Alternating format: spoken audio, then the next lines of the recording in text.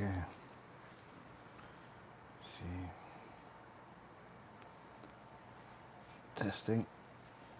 Why is the camera so foggy?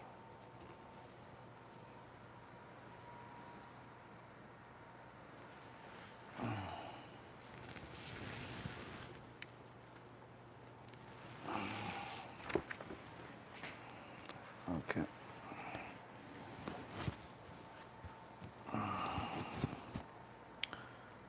All right.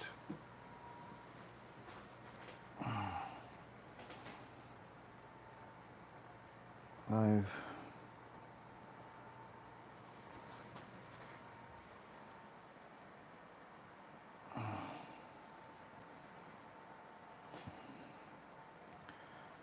Okay. Wait a minute.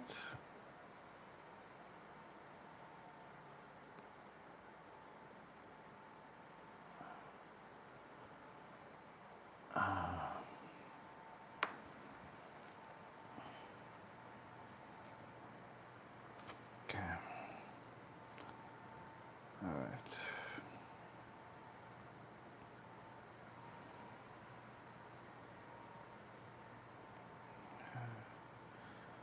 Okay, let's go.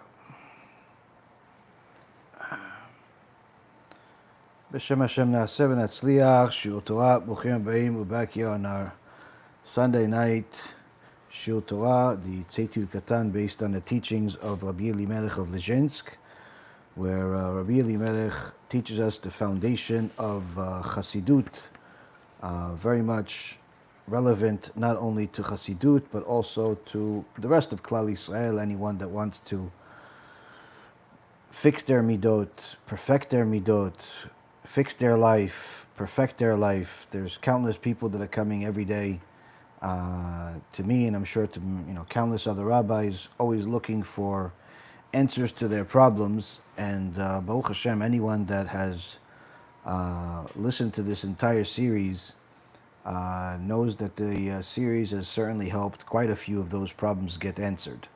And usually the ones that ask the questions are either the ones that are the most attentive or the least attentive.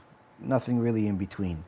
Either they're asking specific questions about the lectures that they heard and they want clarification, so they're the most attentive, and that's a very good sign. Or they're the least attentive, meaning they don't watch any of the lectures, but they want the answers anyway.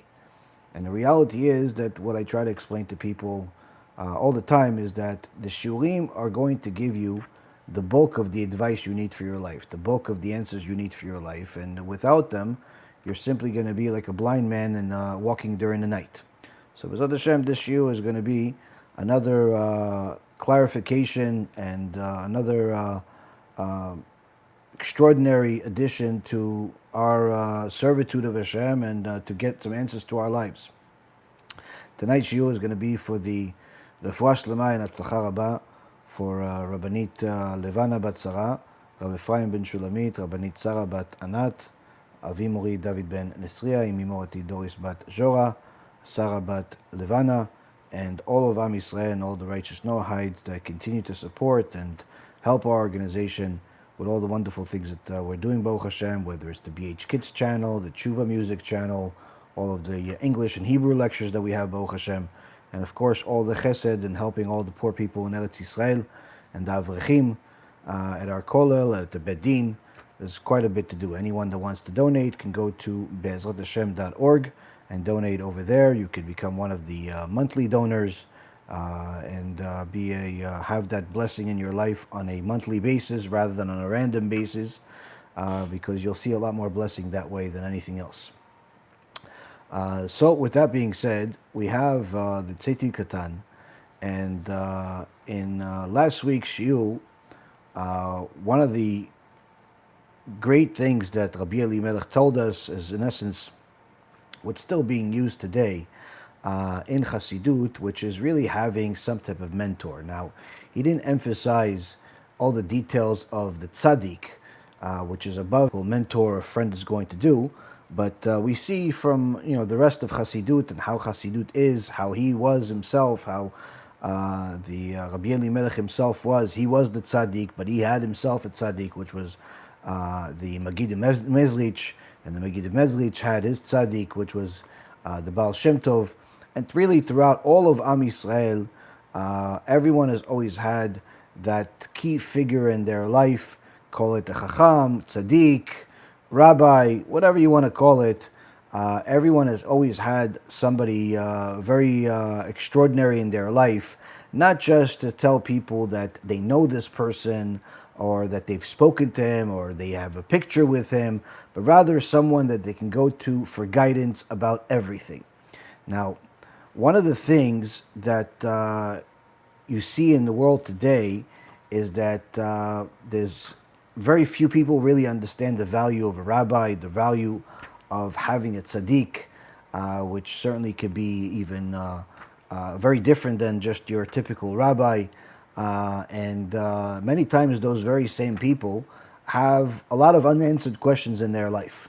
A lot of unanswered questions, a lot of issues in their life that they don't really know what to do with. They usually come for questions after it's already too late, after they're already so confused, they don't know which way to go. And one of the things that we saw in last week's parasha, in Parashat Yitro, is that despite Yitro's extraordinary past and how successful he was in the world of idolatry, he did not stop himself from submitting and humbling himself to go to his son-in-law Moshe Rabbeinu and say, "This is my rabbi. This is my rabbi." He's the one that named his son Gershom because he always treated this world as if it is a temporary world. He's the one that named his son Eliezer because he always looked for Hashem to help. He never took the power or the credit to himself. And that's the one that I want. That's the one I'm willing to leave everything for. And really, this is baffling when you really think about it, because technically, this is not the first time that Moshe Rabbeinu is speaking to him. I mean, Moshe Rabbeinu not only was married to his daughter, but Moshe Rabbeinu lived in his house, for nearly 20 years. Where after, the Midrash tells us that after Moshe Rabbeinu left Egypt, he went and became the king of Cush for 40 years. After he left Cush, he went to Midian. Initially, he was, after saving Tzipora and her sisters, he introduced himself to Yitro, because Yitro said, "Who could this person be that saved my children? I have to show him gratitude." And of course, that was actually the strong midah that Yitro had, which was the show of gratitude, being appreciative of anything that he got. But at the same token, he was a man looking for the truth. So as soon as he heard that Moshe Rabbeinu, which was dressed like an Egyptian, was dressed like that because he ran away from Egypt after killing an Egyptian, he threw him in jail. He threw him in jail for 10 years, threw away the keys. And of course, Tzipora saved Moshe Rabbeinu's life by giving him food and drink every day. But after 10 years, he released him from the prison and saw the extraordinary nature and holiness of Moshe Rabbeinu when he took out the staff that was buried in the ground in the field of Yitro for many centuries, and saw that Moshe Rabbeinu is not a normal person, and therefore he let him marry his daughter Tzipora. And that was for 10 years, meaning that he was his son-in-law out of prison, living in his house for 10 years. And for 10 years, Moshe Rabbeinu did not abandon Hashem, quite the opposite. He got closer and closer to Hashem on a daily basis, and Yitro knew all about it. Yitro knew that Moshe Rabbeinu was following Hashem, a different God than the God that he had. He had many different gods during this time, and no matter what Moshe Rabbeinu told him, he didn't listen to Moshe. Meaning that this whole experience that happened at Mount Sinai, where it says, Vayishma Yitro, Yitro heard, he heard about what Hashem did to the Egyptians. He heard what Hashem did for Am Yisrael, to destroy the Egyptians, to destroy Amalek, all of these different things. This was not the first time that Yitro heard about Hashem. He's heard about it before. But after hearing those things, that was more than enough. and he knew exactly what address to go to, meaning who to go to find out all of the possible details that he can get in serving this one and only God. Now, one of the things that the Chachamim teach us is that the punishment that Hashem put upon the Egyptians and Amalek was exactly what got Yitro rattled to the point where he abandoned all of his idolatry instantly and went to Mount Sinai, went to the middle of the desert, abandoned all of his money, all of his fame and fortune and everything that he had, and simply went to the desert. Went looking for Moshe Rabbeinu, went looking for access to the one and only God of Israel. And that is the fact that Yitro saw how precise the judgment is from heaven. Now, why was Yitro so special? Technically, the whole world knew about this. The whole world knew that Hashem punished the Egyptians and destroyed them with the plague one after another. The whole world knew that Hashem split the ocean. The whole world knew all of this. The difference is with Yitro is that Yitro, the Gemara tells us, was there in the very, very beginning before Am Yisrael became slaves. As the Gemara says that Paro had a decision to make because he was scared of the fact that Am Yisrael was growing so rapidly. Every time a woman gives birth, she has 6 kids. And they were literally outgrowing the Egyptians. And he had the exact opposite of what Yitro had. He had the ungratitude, he had the kfui tovah, he was an ungrateful person, which unfortunately that little bit of paro is still found in many people today. And he did not want to be grateful to the Jewish people who were called the Israelites at the time. Nothing to do with the crazy people that call themselves Israelites today, that wear the Power Ranger costumes and Mortal Kombat. We're talking about the real, Bnei Israel, the descendants of Yaakov Avinu, who was also called Israel.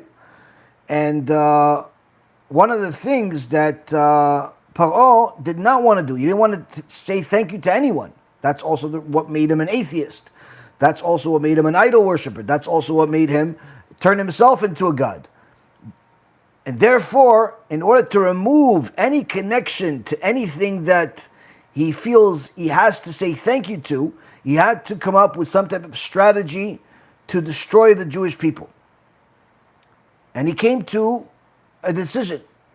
I have to do it, but how? What's the best way to do it? He had 3 main advisors. One of them was Bilam, second was Job, and the third one was Yitro. Bilam told them, you should kill all of them.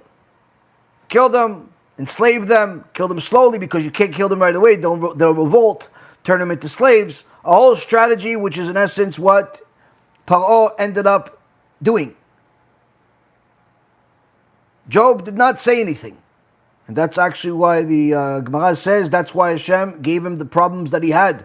That big test that he had, unlike any other man, for a period of a year. He didn't speak up when the time was to speak up. And Yitro said, why are you doing this? Why are you doing this to the Jewish people? They did good to you. They built the pyramids, unlike what fools think today, that the Egyptians built the pyramids. It wasn't Egyptians, it was Jews that lived in Egypt. They built the pyramids, they built Pitom and Ramses, they built all of the wealth that you have. You guys were nothing before them. They did all that for you. Don't you remember the previous king right before you was Yosef?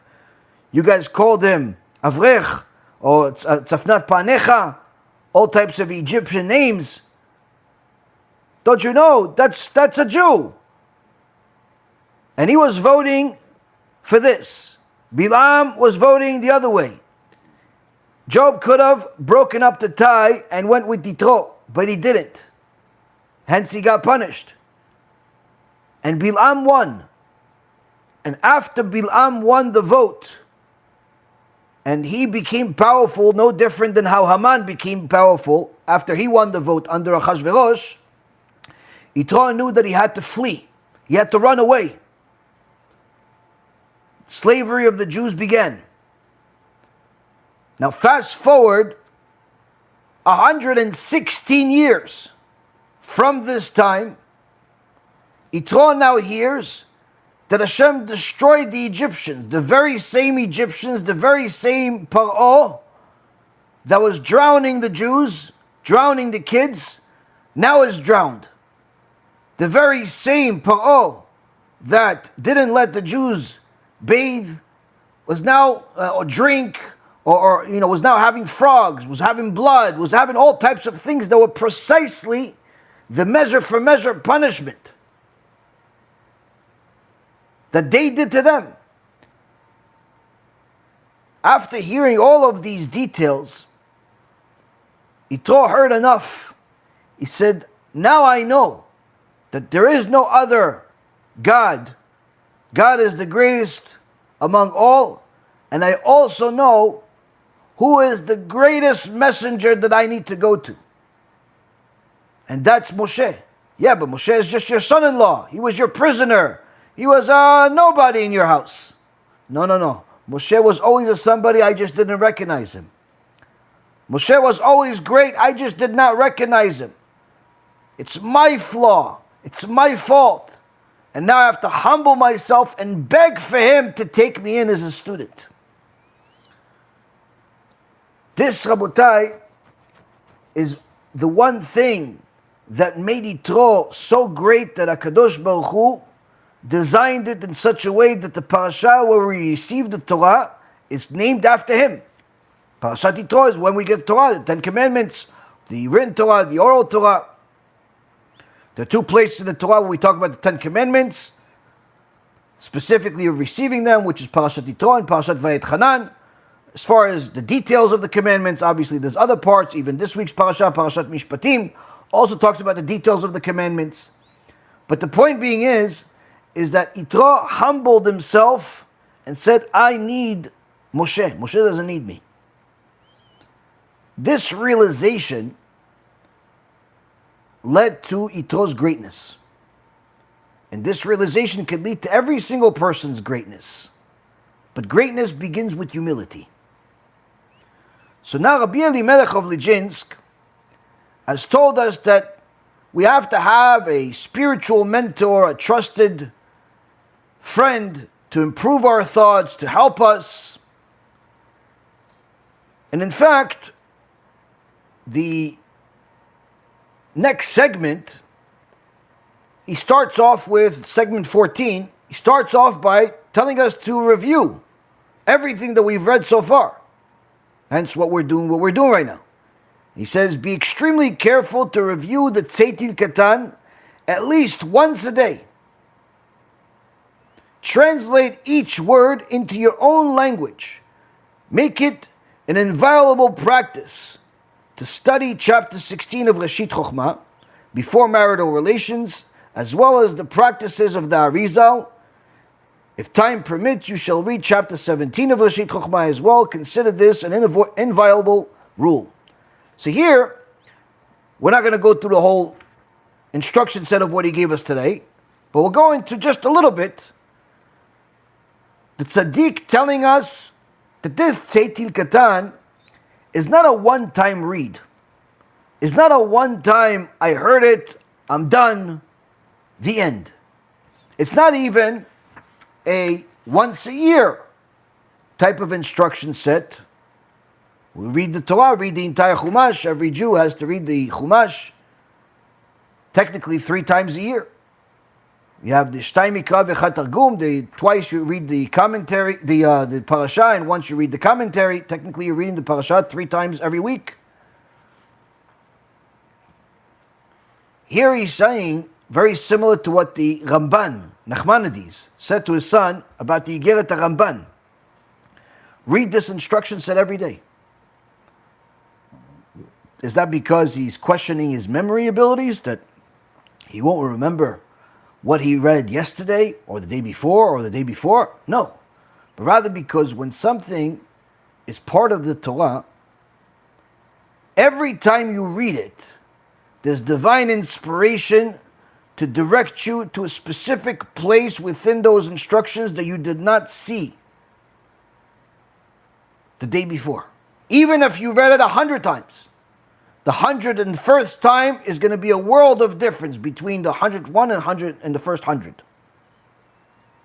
That's the difference also between the meaningless Harry Potter books and all types of other secular books out there and the Torah.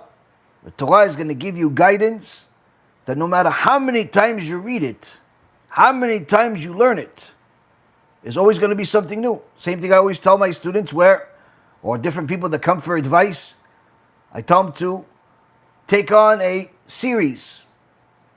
If they want to work on their midot, they could work on, they'd say, the Geret Ramban or the Geret Gras series that we did. If they want a real serious foundation, go to watch the Pirkei Avot series. They want to have better Ashkafa, you could go to the Jewish Ashkafa series, and so on and so forth. Each series has its own significant teachings in there.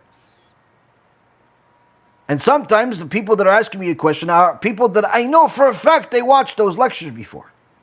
And I still tell them to go watch the same thing. Why? Because I know that this time when they watch it, they're watching it with completely different lenses. Completely different lenses. The first time they watched it with the spiritual tools they had at the time. If they continued growing, continued learning, since then, the tools they have today are very different than the tools they had a year, 2, 3, 4 years ago when they first heard it. This is also the reason why when people stop watching lectures, stop learning Torah, they start going down rapidly. It's as if you have a tire and there's a hole in the tire. Little by little the air comes out, and little by little everything that they've gained starts becoming lost in the wind.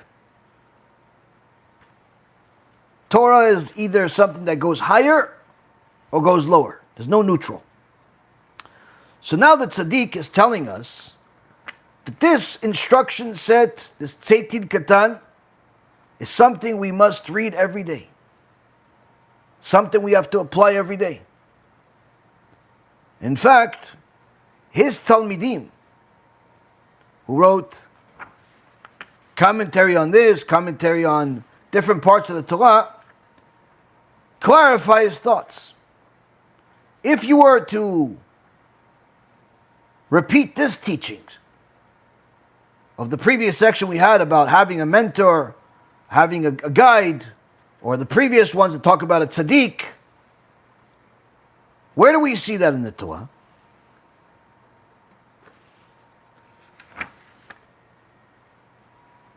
And in the Sefer Ma'or Vashemesh, commentary on Parashat Shoftim,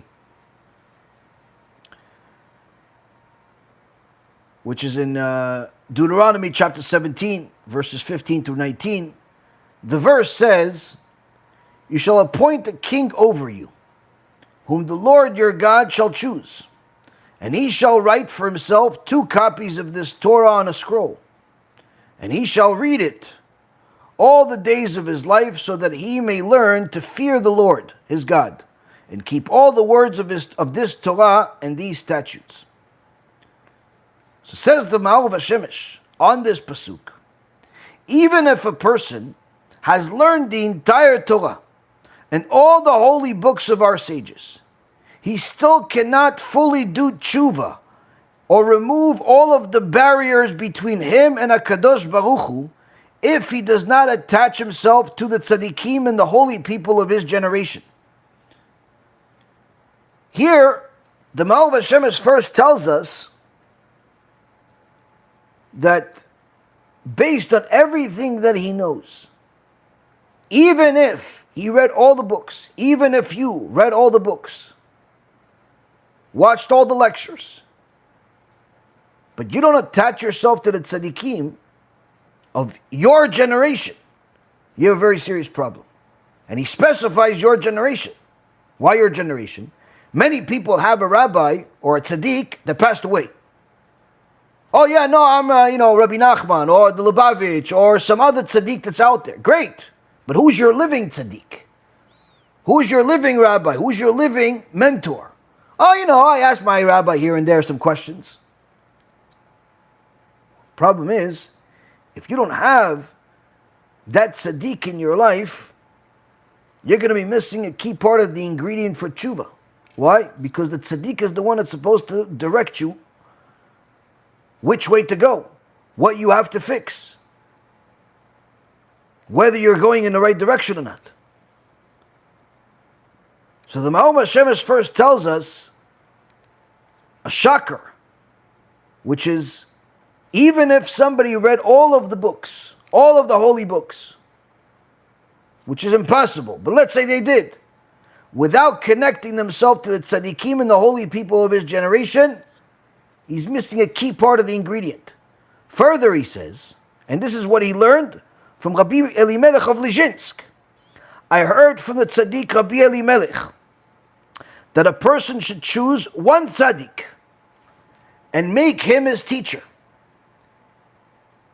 Yet the question remains, how does one choose a tzaddik? So Rabbi Elimelech is not saying, listen, every day have somebody else. He says you have to pick one. You have to pick one. That's going to be your sunshine. That's going to be the one that's going to clarify everything for you. Okay, fine. I'm willing. I'm able. But there's so many different options. How do I pick? If you see a tzaddik who follows the Holy Torah in everything that he does, without relying on any leniencies in scriptural or rabbinic laws, if his heart burns with the flames of spiritual unifications and his thoughts are reflected in his actions, you should choose him as your teacher. So already in this segment, the Maor Shemesh really brings the sunshine on how to pick somebody to lead us. First and foremost, it has to be somebody that's truly a tzaddik, not just looks like one, dresses like one, people say he's one. You have to have some type of familiarity with his teachings, with his behavior. As the Gemara in Masechet Moed Katan says, if he acts like an angel, you can learn from him. If he doesn't, you can't. Meaning, not like an angel, like he's perfect. Nobody's perfect. En tzaddik shelo yichta. There's no perfect person that doesn't make sins. But rather, if you see that everything that he does is in order to serve HaKadosh Baruch Hu, better and better every day, and he's not looking for any type of, how could I make things more convenient for the community to violate the law of the Torah. There are certain people that ask questions, and really you see that there's the criminal inside them is leading the role. How? They ask you questions on a consistent basis of how they could violate the law. Can I take this if I know it was stolen? Can I make money off of this if I know that it's illegal, but no one, I don't think anyone's going to catch me? Can I take advantage of this person? Can I take advantage of that person? Can I just do this inappropriate act, but only for now? Like they don't even realize that the criminal inside them, the Yetzirah, is the one that's driving the wheel, trying to rationalize evil.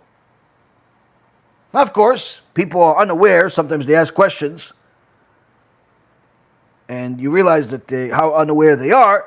But when somebody does it on a regular basis, and you know that they are aware, and yet they continue to look for different leniencies, different permissions, you realize there's something missing in this person's life. What's missing? Not just Yirat Shamayim, which is obvious, but rather they're missing a tzaddik. They're missing somebody to tell them, no, don't go there. Now they may have somebody that tells them, no, don't go there, but they don't listen to him, which means it's missing. It's like somebody has tens of millions of dollars in a bank, but he lives like he's a homeless person. Why? Because he's too stingy to buy himself food. He's too stingy to buy himself a nice house. He's too stingy to buy himself a nice car or whatever it is that he needs. He's scared that he's going to run out. He's like the snake. The snake has all the sand in the world. all the sand in the world that he could eat, but he still eats animals, even though the animals taste like sand to him. Why? He doesn't want to run out of sand, the sages say. So he eats the animals, even though they taste like sand to him. That's what the curse that Hashem put on the snake. Everything is going to taste like sand. So eat sand. You have all the sand in the world. No. I want to eat the animals. Why? I don't want to run out of sand. Some people are like that. Some people are like that. A person that has all the money in the world, but does not spend it, does not use it, might as well not have it. A person that has a tzaddik in their life, has Talmidei Chachamim in their life, but doesn't use them, doesn't listen to them, might as well, it's the same thing as if they don't have it. Same thing as if they're living in some island by themselves and they don't have anybody next to them. And usually the reason for that is ego. Usually they have the exact opposite nature of Yitro. As we said, the two main things that made Yitro as great as he was, one was gratitude. He had to show gratitude to Moshe Rabbeinu, gratitude to HaKadosh Baruch Hu, to go serve him, but also gratitude to Am Yisrael, even though he was not some follower of Am Yisrael. He wasn't some Jewish supporter, but still he knew that Am Yisrael is the one that built Egypt. How can you go against them? His gratitude was coupled with his humility. And many times people have the exact opposite of that. Because they don't have humility, they don't want to humble themselves, they refuse to show gratefulness. Refuse to show real gratefulness. Sometimes they'll show fake gratefulness, but real gratefulness, impossible for them. Why? Because real gratefulness requires humility. So now, the Maor Vashemesh, which is one of the Talmidim of the Rabbi Elimelech of Lezhinsk, is clarifying his own teacher's teachings. He's saying, you're not going to have Rabbi Elimelech as your rabbi. He's gone. He's already in Olam HaEmet, enjoying the Shekhinah with all the other tzaddikim. You need somebody that's living. But this very same sun that came to the world, this very same bright sun called Rabbi Elimelech that came to the world, left us the teachings. And he told us, you can have your own Rabbi Elimelech in your life. You can have your own bright sunshine in your life. How? You have to first look for someone that's not looking to bring all types of leniencies because that's what's going to make him more popular. He's not looking for scriptural leniencies, rabbinic leniencies, and you see that sometimes in Keilot, where you see the rabbi is trying to customize the Torah in order to fit his community. Unfortunately, today with videos, you also see that sometimes in videos. Rabbis make videos about topics they know nothing about. And they go against the greatest sages in the world that spoke about this topic, and they contradict them. Rav Ovadia Yosef, who can say they can even speak in the same sentence as Rav Ovadia Yosef? But they go, no, we don't agree with Rav Ovadia Yosef. He was too stringent on these wigs. We go in the opposite way. Now, even if you want to say you want to disagree with Rav Ovadia Yosef, you actually have the audacity to say that publicly? Like it actually comes out of your mouth? In your head, maybe. Foolish, but maybe you could do it in your head. But people go out there and they think, oh, let's disagree with the great sages. Why? Why do they do that? Why are they all of a sudden, they care about the topic of wigs, or they care about the topic of all types of strange things that are said out there? Because they're trying to get views, they're trying to become more popular, they're trying to find all types of leniencies to kosher the pig. Even though we all know there's no way to eat a kosher pig. There is no kosher pig. So the Maor Vashemesh tells us, first thing you want to look for is not someone that is looking for leniencies. He's not saying look for someone that's the most strict. There are some people that all they say is everything's not allowed. A chamo could also say everything's not allowed. We're not looking for someone to say everything's not allowed. We're looking for someone that stays true to the Torah and is not looking to veer right or left. and doesn't think he's smarter than what he really is. Further, if his heart burns with the flames of spiritual unification and his thoughts are reflected in his actions, you should choose him. Meaning, it's not enough that he's knowledgeable. It's not enough that if you ask him a question, he can give you an answer. But you have to also see how he lives his life. What's he all about? Is he constantly looking to get closer and closer to HaKadosh Baruch Hu?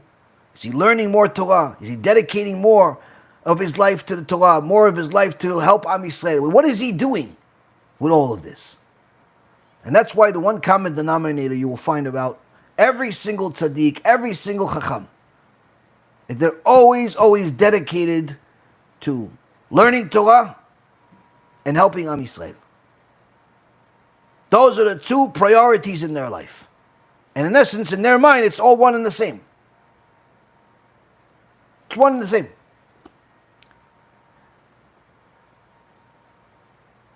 And further says the Maor Shemesh, what does this have to do with the verse that we just read about making yourself a king, you shall appoint yourself a king? It says this is the meaning. This is the meaning of you shall appoint a king over you. For the Gemara in Masechet Gittin, page 62a, says that the rabbis are considered like kings. And the segment that says, whom the Lord your God shall choose, in other words, this is saying, whom should you choose as your rabbi and teacher? And when it says he shall write for himself 2 copies of this Torah, according to Rashi, the king carried one of these Torah scrolls with him throughout the day, while the other he stored in the treasury. Meaning that the fire of the Torah burns with love and fear inside the tzaddik's heart. That's his treasury. And in his thoughts are manifested his actions throughout the day. So here we see the fruits of Rabbi Elimelech of Lezhinsk's labor. How his Talmid clarified the words of his rabbi, and how we can learn from that. Now, as I said, Rabbi Elimelech is telling us this Tzeitil Katan is something that we have to constantly review and translate to our own language, whether your first language is English or Russian or Hebrew or Indonesian, whatever it is, it doesn't make a difference. You have to make sure you understand. Why? Because the oral Torah, which encompasses the Talmud, the Shulchan Aruch, all of the Sifrei Halacha, the Rambam, the Sifrei Hasidut, everything aside from the five books of Moses is considered oral Torah. And the priority with the oral Torah in studying is to understand what it says. And that's why it's foolish sometimes people that insist on reading the oral Torah in a language they don't understand. Now, if you're a young kid, you want to learn the language, you want to learn Aramaic, you want to learn German, you want to learn French because you want to read ancient Rashi script, fine, no problem. Rashi spoke French. In fact, he uncovered for people today, I think it was something over like 3,000 ancient French words that people lost in French, but you could read in his commentary. So you want to learn, fine. You want to read Rashi's words in French, by all means. You want to learn in Arabic, by all means. But as long as you understand it. Don't read it if you don't understand anything. Or you understand 3 words and don't understand 90. Because the key of the oral Torah is to understand what you're reading. The same thing with having a rabbi. The key of having a rabbi is for you to go and ask the rabbi questions and have the patience to wait for the answers, and when the answer comes, that's it, that's the final. There's no debate, I don't agree, let me ask another rabbi. This is one of the things that creates a lot of frustration in people's lives when they get different answers from different rabbis. They don't realize they did it to themselves. Who said you should go to multiple rabbis? You ask one rabbi, if that's your rabbi, that's it, finished. Oh, but I don't have a rabbi. So make yourself a rabbi. It's a Mishnah in Masechet Avot. So, one of the things that the Tzeitil Katan has helped us is to try to clear up our minds.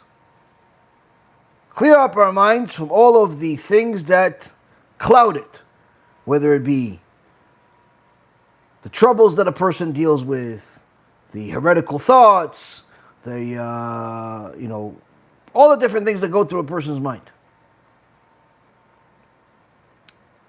And one of the things that the Tziti Katan also said is that you have to make sure that when you're praying, you don't have those thoughts. How could a person control their thoughts when they're praying? Thoughts come by themselves. So one of the ways is to imagine the Shem Havaya, the name of Hashem, and that will clear up your mind. If that's too difficult for some people, the Likutei Shoshanim says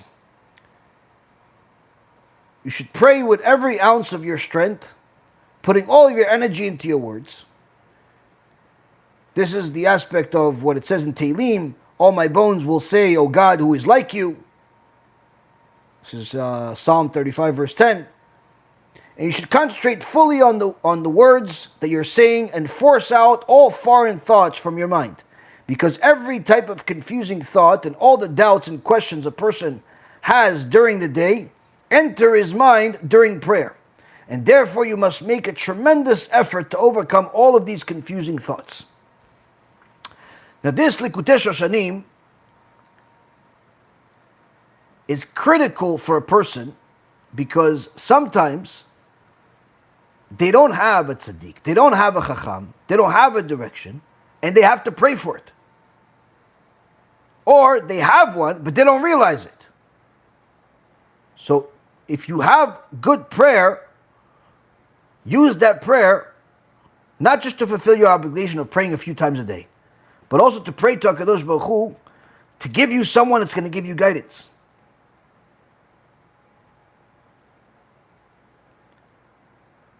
And in order to have a prayer like that, you have to remove all of the shtuyot, all the nonsense you have in your mind. Another eitzah, another idea of how to clear your mind when you pray, in Likutei Etzot, in Tefillah 84, says, when irrelevant and distracting thoughts enter your mind during prayer, you should simply ignore them. Concentrate on your prayers and think carefully about the words that you're saying. Don't look back to see if the thoughts you have left you, for they will go away by themselves. Even if the same thought comes again and again, simply remain firm and refuse to pay any attention to it. Just concentrate your mind on the words of the prayer that you're saying at the time. In the end, the irrelevant thoughts will simply go away. This is also one of the great values of having a siddur when you pray. Because you look at the words, you could stare at them, you could stare at the name of Hashem. That could help you clear your mind. And when you find it hard to concentrate properly on your prayers because of irrelevant thoughts and distractions, remind yourself that you would certainly be ready to die on Kiddush Hashem. For even the sinners of Am Yisrael have sacrificed themselves for this. This sense of self-sacrifice will enable you to bind your thoughts to the words of the prayer and pray with total concentration. Even if you are completely unable to pray, you should push yourself, at least to pray simply like a child in school. Say a few words in total simplicity and listen well to what you're saying.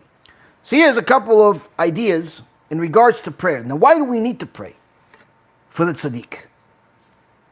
The Gemara in Masechet Sukkah says that there's two Mashiachs will come. One is Mashiach ben David, we all wait for, and there's one is Mashiach ben Yosef. What's the pshat? Mashiach ben Yosef is going to come fight the initial wars. But the Gemara says that he may die. Why may he die? Because of our sins. He may not have the strength to overcome everything. Some say that the Mashiach ben David will resurrect him or bring him back to life. Some say he may not even have to die at all. Point being is that when a person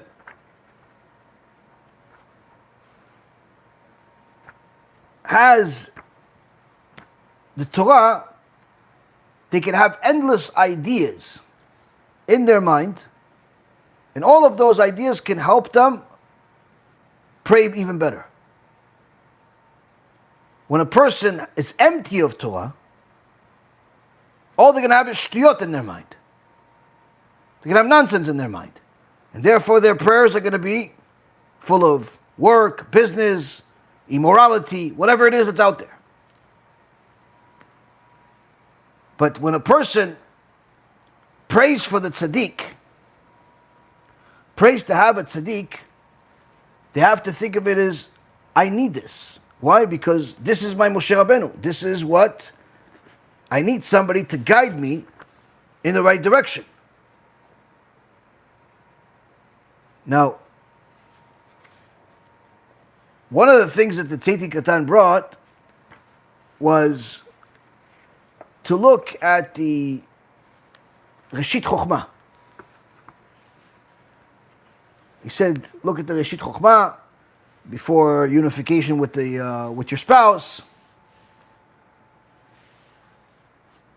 Section 16, also 17 if you have time. We're not obviously going to go through the whole thing. But I found something that in Reshit Chokhmah that's very applicable, that gives us an idea of what makes a tzaddik better than us. Uma shetzarich, this is in section 16 of the Reshit Chokhmah, in the מה שצריך המעיין לדעת כיצד יפשוט עצמו בזיווג ובבחינת יצר הרע מכל וכל, הוא שיחשוב בבחינת העבר. העבר הוא העבר כשאר רמ"ח איברי האדם. So he says, when a person is about to be with his wife, he has to think that this part of his body is like any other part of his body. It's no different than his arm, his leg.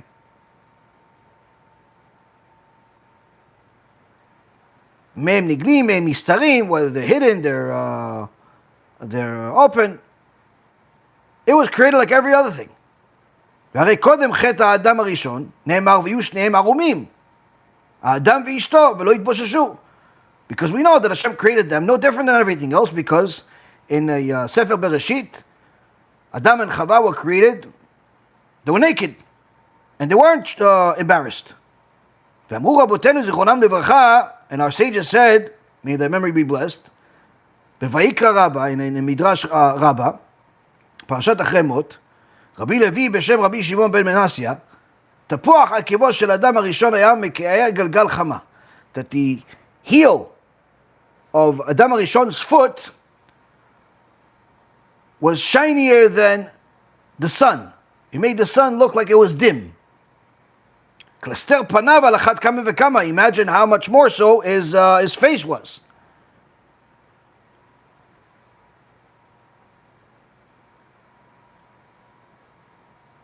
So in essence, firstly, Reshit Chokhmah is telling us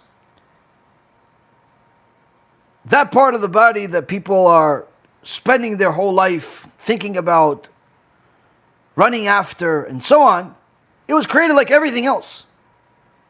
So how come people think of it so much? How come people are constantly revolving their lives and their actions based on that?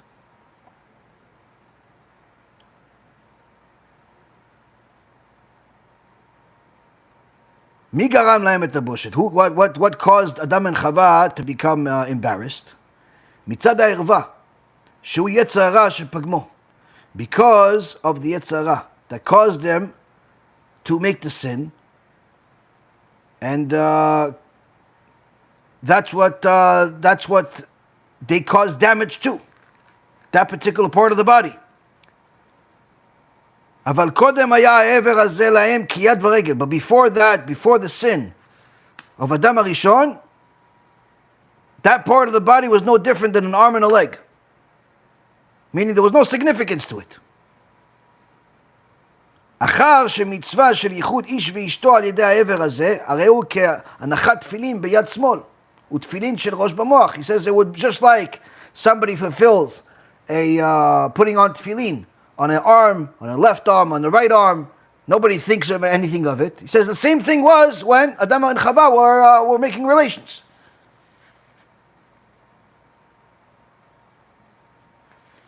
But because the Yetzer Hara caused them to sin,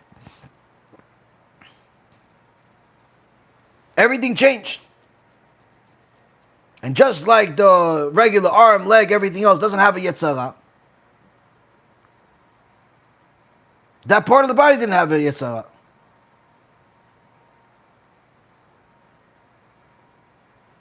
ומי גרם היות בו יצר הרע, שיצטרך כיסוי? Who caused the Yetzer Hara that it has to be covered now? העוון שבו היה הפגם. This was the section where there was a sin. Adam HaRishon sinned with the Brit, and that's what happened. ועיקר הצדיקים בעולם הזה הוא לתקן פגם אדם הראשון, כי אדם הראשון כלל כל הנשמות כולו חטאו וכולם צריך שיתוקנו. He says, and the whole purpose of the tzaddikim in this world, anyone that wants to be a tzaddik, anyone that is a tzaddik, anyone that you think is a tzaddik, the whole point of all of them, which is the reason why I brought you all of this, is for them to fix Pgam HaBrit. For them to bring Tikkun HaBrit. Why? Because all of us are part of the neshama of Adam HaRishon. And therefore the tzaddikim have the responsibility to fix that original pgam, that original mistake. And once a person does whatever they can to fix their mistake and can get others to fix their mistake, not only can he become a tzaddik, but he can make others tzaddikim. Hence the reason why you'll see one common denominator in the tzaddikim of Chassidut, in the tzaddikim of Sfaradim, in the tzaddikim of Ashkenazim, the tzaddikim of Klal Yisrael, is a constant focus of teachings about morality, of teachings about staying away from immorality, of a constant teachings of bringing holiness to the home when it comes to the issues of unification between the husband and the wife. Why? Because that is the tikkun. That is the tikkun. So one of the key ingredients we see is that a person has to not only do tshuva for his ego and his ungratefulness and everything else and be able to identify a tzaddik, but they also have to be fit and appropriate when they're determining who and what is righteousness according to the Torah. Now, the Chovot HaLevavot in Sha'ar Cheshbon Nefesh gives a few tidbits of how a person can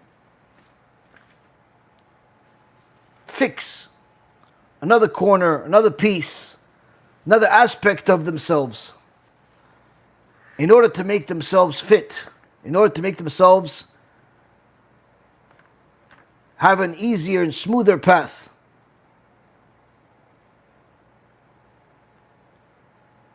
First off, we said we have to get rid of arrogance. One of the problems with arrogance with people that learn is that a person that learns Torah or has learned Torah, unless they have a tzaddik telling them who, what, when, and how, they don't even know that they're arrogant. They don't even know that they're arrogant. They don't even know there's anything wrong with what they did. They think that they're perfectly fine. Oh, I learned this already. So the Chovot HaLevavot says, let not conceit lead you to think that you are no more intelligent now than you always were, or that it's impossible that you would ever change previously held views to come to judge them as erroneous. For such thoughts are parts of the evil inclinations attempt to deceive you, to keep you from exploring and searching for the truth of things.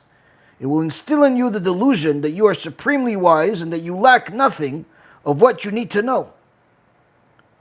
As Shlomo HaMelech says, in his own eyes a lazy man is wiser than 7 who answer with sound advice. This is Proverbs chapter 26, verse 16. If you see a man who is wise in his own eyes, know that there is more hope for a fool than him. Chapter 26, verse 12. And he said further, the wise man is eyes aberosho. That is, he reflects back on his beginning, on his past experience in both religious and secular affairs, and he examines them critically, discerning the good and the evil in his past deeds. Then he continues to hold fast to the good and repents for the evil. The fool, however, neglects all of this, like one who walks a great distance in the dark of night without looking back. And if he does turn around, he sees nothing. Instead, he focuses entirely on what lies before him. For this reason it said, but the fool walks in darkness.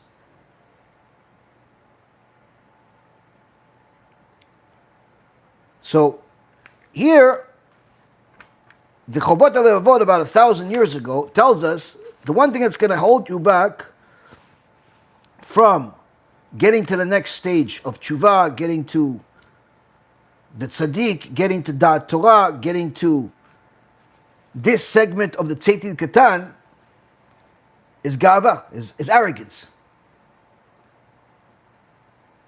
It's arrogance. Another thing is ta'ava. What's ta'ava? Lust. Many times people, they're willing to learn whatever they want to learn, whatever you want to teach them.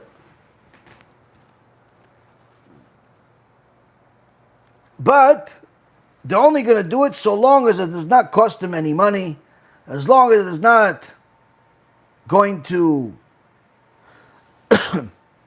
ruin or change their status quo in their life. They want to get both this world and the next. Or they want to get to Olam Haba for free.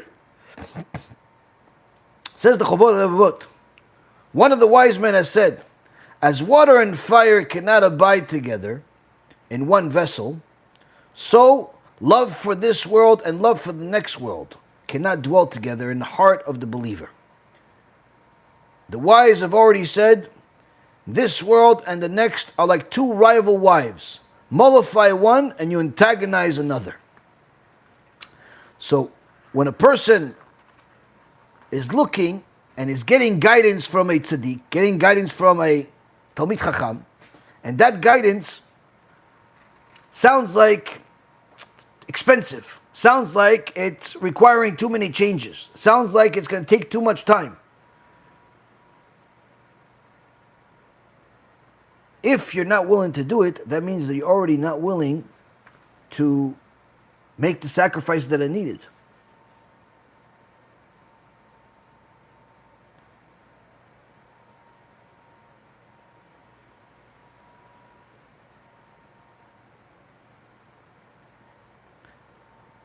The next segment says as follows.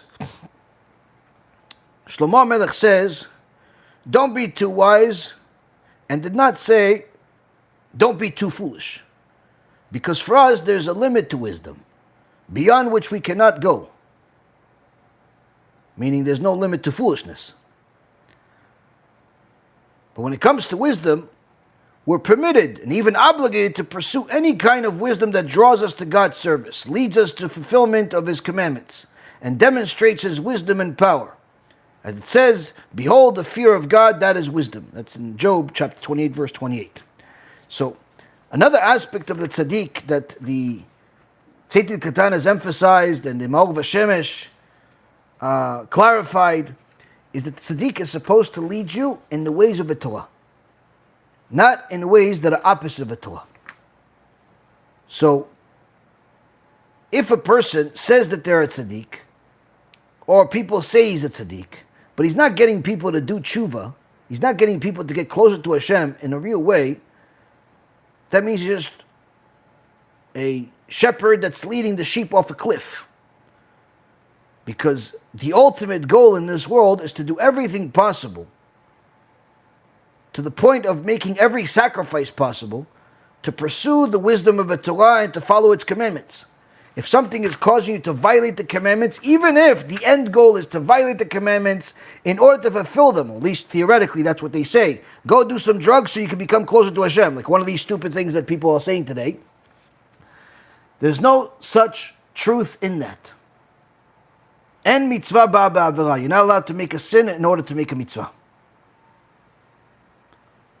So, one of the red flags that you'll see about certain people is that they may look like, they may act like, but they don't lead like the tzaddik. The tzaddik's purpose is to get you to do tshuva, regardless of where you stand. The next aspect that the tzaddik helps people with is suffering. Why? Because the vast majority of this life is suffering. People suffer no matter where they are, how much they have, which family they came from. Everybody has their own levels of suffering. And the Chavot HaLevavot says, what we have to get to is a point where we can make an accounting with ourselves on how we heed the king's command and fear his punishment when he disobeys his orders, and yet oblivious to God's command and does not fear the punishment when he violates the commandment. Meaning, a person has to think about, wait a minute, how come I'm scared of the police, I'm scared of the government, I'm scared of all of these things, but I'm not scared of Hashem? How come I hear about all the punishments that happen to people that are sinners, but I don't apply it to my life? As if it's not going to happen to me. Why is that important? Because many times people come and say, listen, such and such is happening to me. I have this happen to me. Why is that? Now, really, before you ask why is that, of course, Rabbi is there to help you, guide you. But really, before you ask the question, you should ask yourself, have you perfected yourself? Are you sinless? Are you perfect? Have you done something that could have caused it? Meaning that the question shouldn't really be, why is Hashem doing this to me? But rather, what do I have to do in order to change the decree? Jews don't ask why. We ask what. If you have a brain of Torah, you ask what. You don't ask why. Why? Because there's plenty of reasons why. Plenty of reasons of why Hashem has given a person financial problems, health problems, relationship problems, this problem, that problem. Plenty of reasons. Why? Look at your actions. If you identify what Torah is and compare it to your life, you see that there's plenty of reasons of why Hashem could have punished you. And don't even have to rely on a previous incarnation. Rely on this week, rely on last week, and how you behaved. So, one of the jobs of the tzaddik is to get people to think realistically about where they stand, because that will allow us to fix things in a realistic way, rather than thinking about, oh wait, maybe I'm suffering because of my previous incarnation. Okay, let's just say you're suffering because of your previous incarnation. What can you do about it? You don't even know what you did in your previous incarnation. But do you know what you did last week? Do you know what you did 2 weeks ago, 2 months ago, 2 years ago? Fix that. Fix that. That's part of the job of the tzaddik. And ultimately the goal for all of us is to build endurance to suffering. Why does a person have to have endurance for suffering?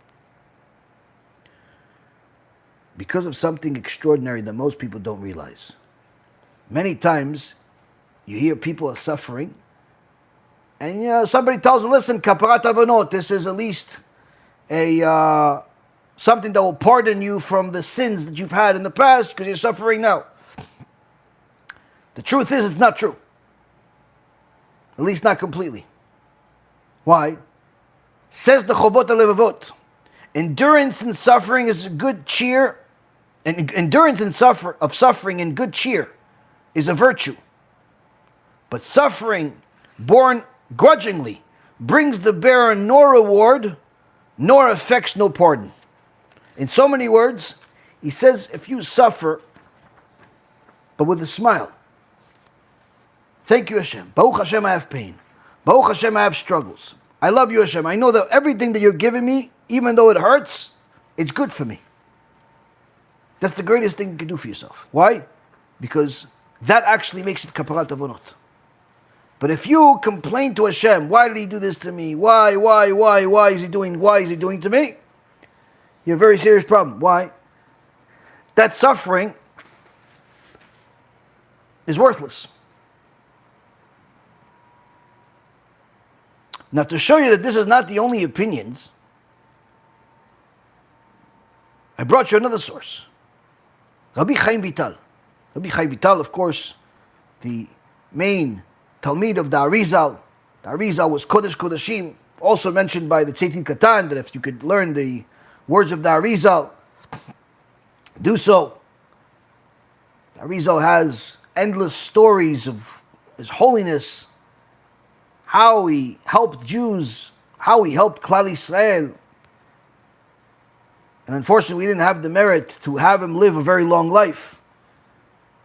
But he was during the generation of Rabbi Yosef Karo, of many of the great Chachamim we had in the last 500 years. He actually married Rabbi Yosef Karo's, his daughter. The Arizal's daughter married Rabbi Yosef Karo's son. So they were in-laws. And Rabbi Yosef Karo himself, even though he was a Mekubal, had a extraordinary understanding, had a Magid, he still learned Kabbalah from the Arizal. And there was one time one of these Arab sheikhs that decided they want to torment the Jewish people.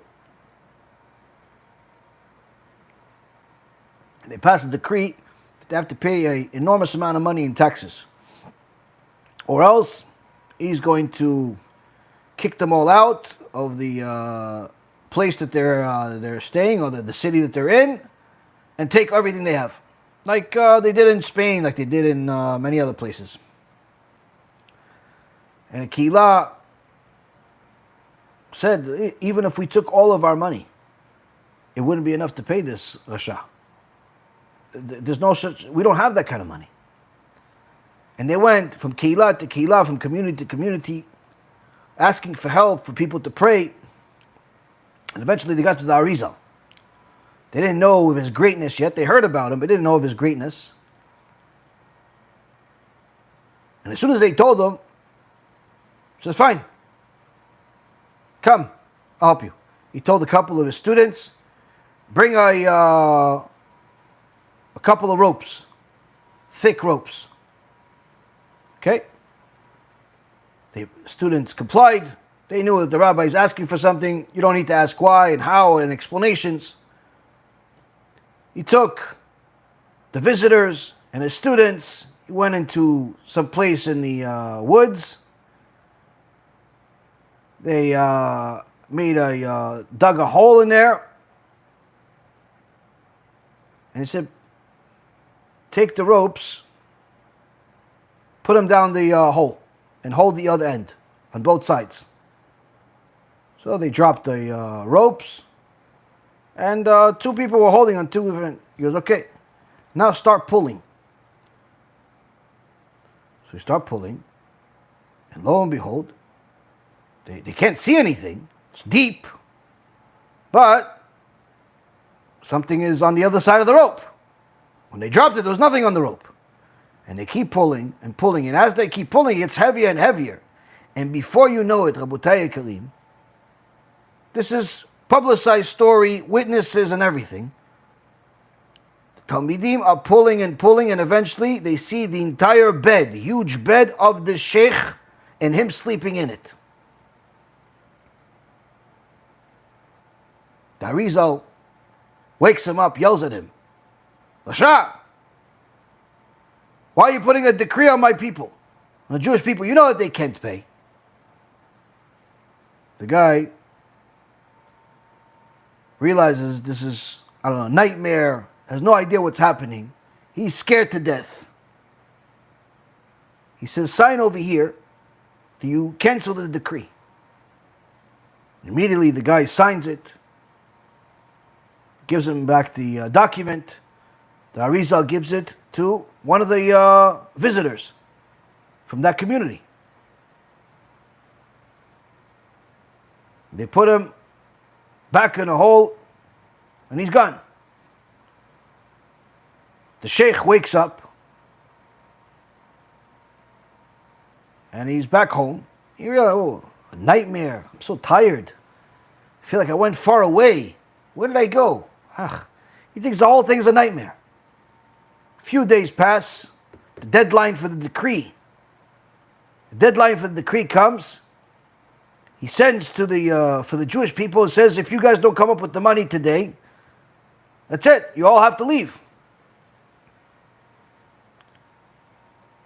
The visitors are back now in town already. They go to the king. Say, Your Highness, this decree has been cancelled. What? Because yes, Your Highness himself signed the document. And he gives him the document that he signed a week or two earlier. As soon as the king sees this, or the sheikh sees this, the entire memory of the experience comes back to him and he starts literally shaking from fear. Cancels the decree, and actually from that day on was very nice to the Jewish people. And always told them, listen, if you go to the Arizal, if you go to the Ari, please, have him bless me, have him bless me. If he can do that to me while I'm in bed in my castle, what he could do to me. Please, have him bless me. This is the Arizal. Now I know some people can have a hard time believing these stories. How, who, what, when, how. In so many words, the extraordinary Kedusha of the Arizal and the Tzaddikim of Am Yisrael is beyond comprehension. But you don't need to believe those extraordinary stories in order to see the wisdom in their words. And therefore I bring you what Rabbi Chaim Vital said in the name of his rabbi. הגאווה היא שורש להרבה עבירות. The gava, the arrogance, is the root to many, many sins. אם בין אדם למקום, ואם בין אדם לחברו. Whether it's between a person and Hashem, the omnipresent, or a person and his fellow. כי גורם להזיק לחברו ולשנותו, ולדבר לשון הרע עליו. Because the gava, the arrogance, is what causes a person to hate a person, to say lashon hara about them, to cause them damage. V'kai rabot. V'im beno lamakom, and if it's between him, if he has arrogance, and he's questioning, how could arrogance cause me to sin against Hashem? V'ken ketiv, Sefer Dvarim, in the book of Deuteronomy, chapter 8, verse number 14. V'ram levavecha v'shachachta et Hashem, Elohecha. Hashem specifically says, because you had an arrogant heart, you forgot Hashem, your God. And our sages said in the Gemara in Masechet Sotah, Kol sheyesh bo gasut haruach nikra to'eva. Anyone that has arrogance is considered an abomination in the eyes of Hashem. Shene'emar, as it says in Mishlei, in Proverbs chapter 16, verse 5, To'evat Hashem kol gvalev. Everyone that is arrogant is considered a abomination, disgusting in the eyes of Hashem. And furthermore, it says, "Ve'roi legadol ka'ashera," and it's fit to uproot him, like you uproot a Asherah tree, which is an idolatrous tree. Ve'en afaron in'ar u'shchina me'alelet alav. He's never going to resurrect with the dead, and the Shechina mocks him. V'shakul ke'oved avodah zara kofer ba'ikar, and a person that's arrogant is considered as if he is an idol worshipper and a heretical in the foundation of the Torah. V'keilu ba'al kol harayot kulam, and also he's considered as if he's committed all of the immorality crimes combined. V'keilu bana bama, and as if he built an idolatrous altar. ואפילו שיקננה הקדוש ברוך הוא שמיים וארץ, כאברהם אבינו לא ינקה מדינה של גיהנום. And even when הקדוש ברוך הוא ends this world, he's not going to end that person's גיהנום.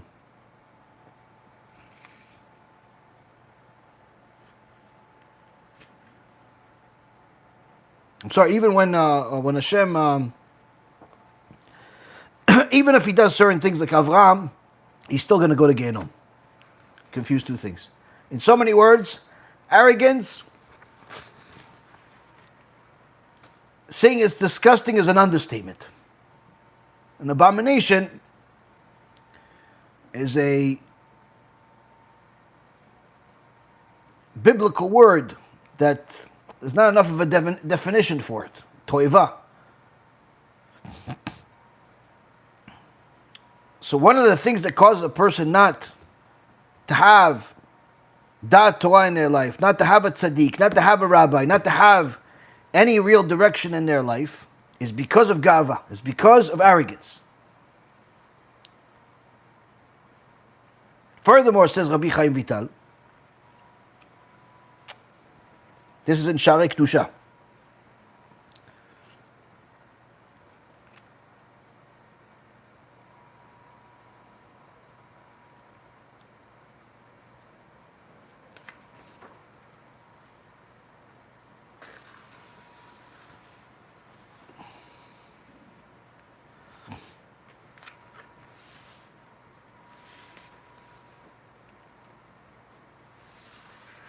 One of the things that a person has when they lack Torah is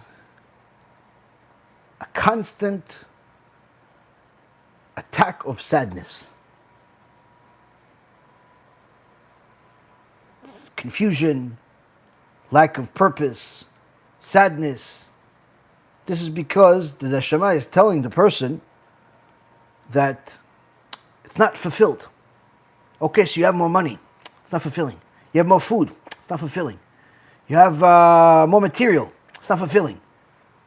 So what happens when a baby is not fulfilled? Baby is not fulfilled, it starts crying. Same thing with the neshama. Neshama is not fulfilled, it starts crying. So the person starts feeling all this confusion and random thoughts that lead to sadness. And the sadness causes even more problems. As Rabbi Chaim Vital says, "Atzvut goremet meniat avodah v'kiyum mitzvot." This person that gets sad causes him not wanting to serve Hashem and not to want to do the mitzvot. Ubitul esek haTorah v'kavanat tefillah, and also ruins his Torah learning, and also his kavanah in prayer. Umevatel et machshava tova la'avod Hashem, and also ruins any positive thought of serving Hashem. V'ishar atchalat girui asatat hayetzer hara. And this is the beginning of what the Yetzer Hara does in order to get a person off the derech, even if that person is a tzaddik.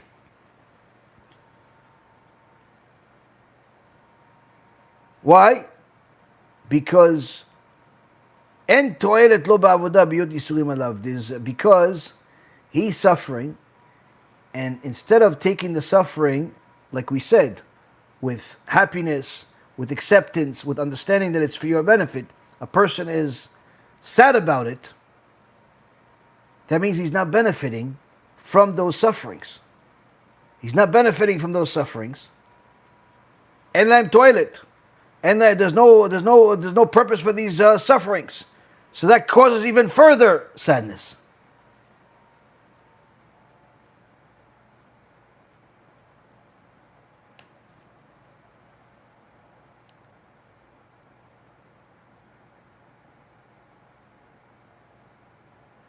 וגם כי בא עליו בדרך חסידות, באמור לו, איך יעלה בדעתך עפר, רימה ותולעה להתקרב להיקדש בקדושת מלכו של עולם? כמו שכתוב, רמות להביא חכמות, וכמו שכתוב, אם צדקת בה תיתן לו, גם גורמת סילוק רוח הקודש מעליו. It says further, if a person is suffering, and they have complaints about Hashem, how can you possibly have complaints about Hashem? You are going to go to dust, and there's going to be worms and maggots eating you, and you think that you can get closer to the understanding of HaKadosh Baruch Hu and His holiness? It specifically says that the even if you do good, what can you possibly give Hashem? So this sadness that you're having because of your suffering is actually causing you more suffering. And therefore, when a person suffers, if they don't have a tzaddik, if they don't have a chacham, if they don't have da'at Torah, the suffering could literally continue on and on and on without having an end. So another reason why a person needs that direction is because everybody suffers. How far and how much is determined by whether you know the direction back home or not, whether you know how to use that suffering or not, whether you have da'at Torah or not. And further it says Rabbi Chaim Vital, Ki ha'yitzavonu nimshach mizuamat samech mem. The sadness really comes from the impurity of the samech mem, of the Yetzirah. V'nachash shitilo ba'adam v'chava, and the nachash that put it inside the chava. K'mo shekatuv ba'adam b'itzavon tochelna, as it says in Bereshit that that Adam HaRishon is only going to eat with burden or in sadness. Or chava be'etzev tigdi banim, and you're only going to have children with sorrow. And because of this sadness, a person loses the Shekhinah and loses the connection to HaKadosh Baruch Hu. והראיה מיעקב בחיר האבות שנסתלקה ממנו שכינה ורוח הקודש 22 שנים שפרש יוסף ממנו. And we know that a person, even if he has Ruach HaKodesh, can lose that Ruach HaKodesh because of sadness. Showing that even if someone is a tzaddik, they also need a tzaddik to guide them back before they lose too far.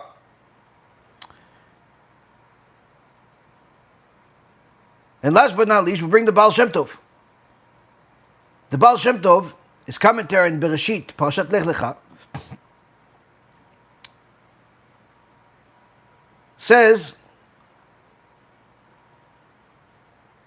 that anyone that had 40 days without, he's bringing the Gemara Masechet Arachin, page 16b, says anyone that has had 40 days without suffering, it's as if he got his reward in this world.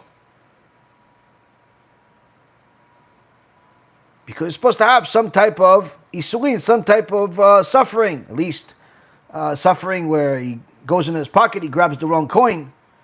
So the Baal Shem Tov said, what kind of suffering is this? You got the wrong coin, that's suffering? How could that be suffering? How could there be suffering? And the Tzaddik says, the Baal Shem Tov says, no, you have to understand. If he believes in divine providence, then he's going to know that he got the wrong coin because he did something wrong, whether big or small, because there's no such thing as suffering without sin. And because he grabbed the wrong coin and he realizes that he did something wrong, he will now do tshuva and Hashem will forgive him. That's why it's called kaparat avonot. But if he grabbed the wrong coin and he doesn't think much of it, then it's not kaparat avonot. And therefore, he's going to continue getting suffering further and further than just that coin. Because the suffering is only valuable if you understand how to accept it. If it leads to tshuva. So, we see from here, Rabotai, that Chachmenu Zichronam Livracha told us that in this world, we are here to work. We're here to serve HaKadosh Baruch Hu. But that does not mean that just because you want to serve HaKadosh Baruch Hu, it's going to be easy for you. That it's going to be a smooth ride. In fact, the closer you get to a certain goal, a certain level, the more difficulty is going to be in your way because the Yetzirah does not want you to get there. And also because the reward is much bigger. And that is another reason of why the Tzeitin Katan says everything that we learn until this point where you see. You can work on yourself. You can watch your eyes. You can watch your thoughts. You can watch your language. You can watch, fix. Don't think you can do it on your own. Don't think for a second you could do it on your own. If you try to do it on your own, you already failed before you started. And it's critical for every single person to review this Tzeitin Katan at least once a day, he says. In your own language, you understand it. Why? Because if you missed one aspect of understanding these teachings, you can miss the whole thing. Because if that one aspect is how much you need Da'at Torah, or how much you need a tzaddik, or how much you need to fix your mind, how much you need to fix your eyes, how much you need to fix your character traits, whatever it is, you've missed one aspect of it, you missed the whole thing. Hence the reason why Chassidut is something very, very praiseworthy and very elevated above and beyond the norm, but also above and beyond the reward for those that succeed in it. May it be His will that we succeed in doing everything we possibly can to follow in the way of the Chassidim and the Tzaddikim, to know who is the Tzaddik, who to go with, who to go against, what to do, what not to do, what to follow, what not to follow, what to teach, what to learn, and follow in the footsteps of our forefathers, Avraham, Yitzchak, and Yaakov, and all of the righteous descendants. Thank you very much for learning with me. Anyone that wants to support and help us continue teaching, helping, doing all the wonderful things that the organization is doing, can donate at be'ezathashem.org. And you can also donate on the app. You can donate on YouTube, Facebook, all the other different options. There's plenty of things to do. We have actually a huge project I haven't told you guys about, but let's see if I have it here. Yeah, there we go. There's an opportunity. Not sure who wants and who doesn't want, but this is the opportunity of a lifetime to fight Amalek. You see this? This is years in the making, and this is about to come out. This is a war against the heresy of Manis Friedman, and we need as many sponsors as possible because it's going to be distributed in the tens of thousands. Somebody wants to sponsor this, you could donate on the website, be'ezathashem.org. You can wire, you can do a lot of different things. I can assure you, every single person that reads this book not only is going to never listen to that heretic again, but it's going to become as vocal about it as we have been over the last 7 years or so. We've been fighting it. So far it's only in Hebrew. It's going to be in Hebrew for a while. So Hashem one day will translate it to English, but I can assure you that there's already Dayanim, Chachamim, that literally ripping hairs out of their head after they read all the proofs that are in here. Our own dear Rabbi Ephraim went through every single word from his book, where he calls it, his book in Hebrew, he calls it Lo bikashti lavo la'olam, he didn't ask to come to the world, so we named the book Chaval shebat olam. Too bad you came to the world. And this book, Rabotai Karim, is in a process. We need as much help as possible to print a lot of copies. Anybody that wants to be part of it, you have an opportunity. I don't have the time to do a campaign. I'm barely able to do lectures these days. Bezrat Hashem HaKadosh Baruch Hu will give me the health one day to be able to go back full force. I'll probably have to take off some time, and not probably, I will have to take off some time starting next week. But there's a lot that's going on. Perhaps I'll give you some more details at another time. Either way, the opportunity is there for those that are clever and blessed enough to see it. Thank you very much for learning with me. And Bezrat Hashem, we will learn again very soon. Kol Tov.